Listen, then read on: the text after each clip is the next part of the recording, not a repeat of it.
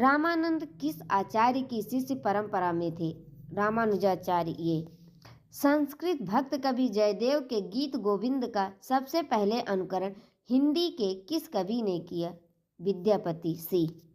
आचार्य हजारी प्रसाद द्विवेदी हिंदुओं की पराजित मनोवृत्ति को भक्ति आंदोलन के उदय का कारण नहीं मानते, क्योंकि डी उपर्युक्त सभी।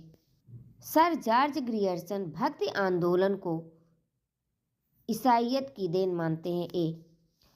रीतिकाल का नामकरण किस आधार पर किया गया है?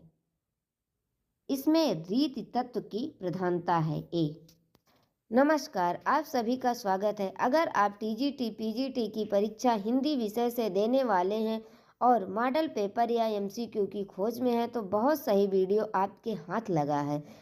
तो इस मॉडल पेपर में हिंदी के कुल 50 प्रश्न हैं। मैं आशा करती हूँ कि इन प्रश्नों में से कम आप 40 प्रश्न सही करेंगे। तो चलिए मॉडल पेपर हल करना शुरू करते हैं। तो आज का पहला प्रश्न है, आचार्य रामचंद्र शुक्ल ने भक्ति काल की समय सीमा क्या मानी है?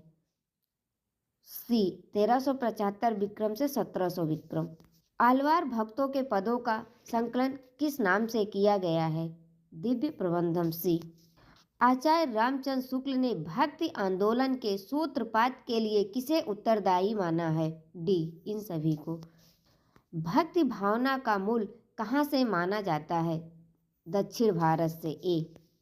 मध्वाचार्य किस मत के प्रवर्तक थे? द्वैतवाद। बी। नामदेव का समय है 14वीं सदी। डी। नंददास के उस ग्रंथ का नाम बताइए जिसमें रीति तत्व है? रसमंजरी। डी। जगत विनोद के रचयिता हैं? पद्माकर। वी। लक्षण ग्रंथ लिखने वाले कवियों को कहा जाता है? रीतिबद्ध कवि। बी। भूषण बिनु न विराजई कविता वनिता मित पंक्ति किस कवि की है? केशव की। इनमें से अलंकारवादी आचार्य कौन है? केशव। ए। बिहारी का विरह मजाक की हद तक पहुंच गया है, यह कथन किसका है? आचार्य रामचंद्र शुक्ल। ए। केशव की किस कृति को छंदों का अजायब घर कहा जाता है? रामचंद्रिका। सी।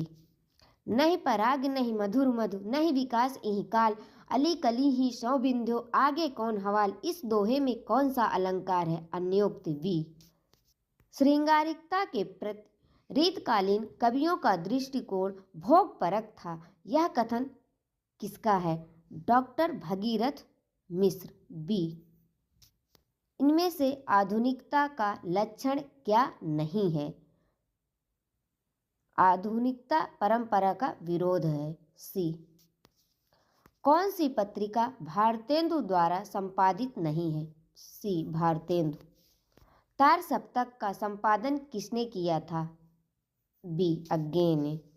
किस कवि की छंद योजना को आलोचकों ने रबड़ छंद या केचुआ छंद कहा था?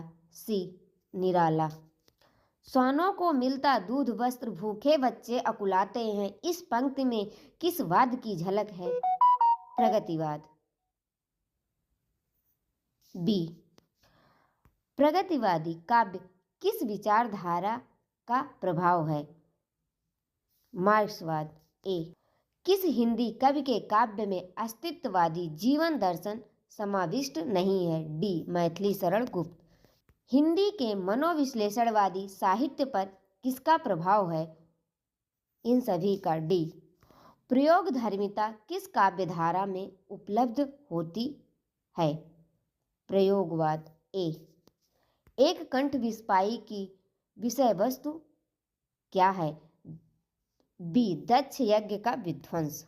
पृथ्वीराज रासों का सत्य आधारित है? ए। कल्पना पर। हिंदी उपन्यास के विकास का वर्गीकरण किसे केंद्र में रखकर किया गया है? प्रेमचंद को। ए। तेज सिंह नामक पात्र किस उपन्यास में है? चंद्रकांता। ए।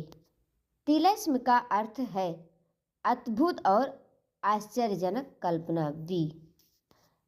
दहेज प्रथा और अनमेल विवाह की समस्या प्रेमचंद के किस उपन्यास में चित्रित है? निर्मला। ए। प्रेमचंद के साहित्य पर सर्वत्र शिव का शासन है, सत्य और शिव के अनुचर होकर आते हैं, ये विचार किस समीक्षक के हैं? डॉक्टर नगेंद्र। डी। नारी शरीर देव मंदिर की भांति पवित्र है, यह कथन है हजारी प्रसाद द्विवेदी का। सी।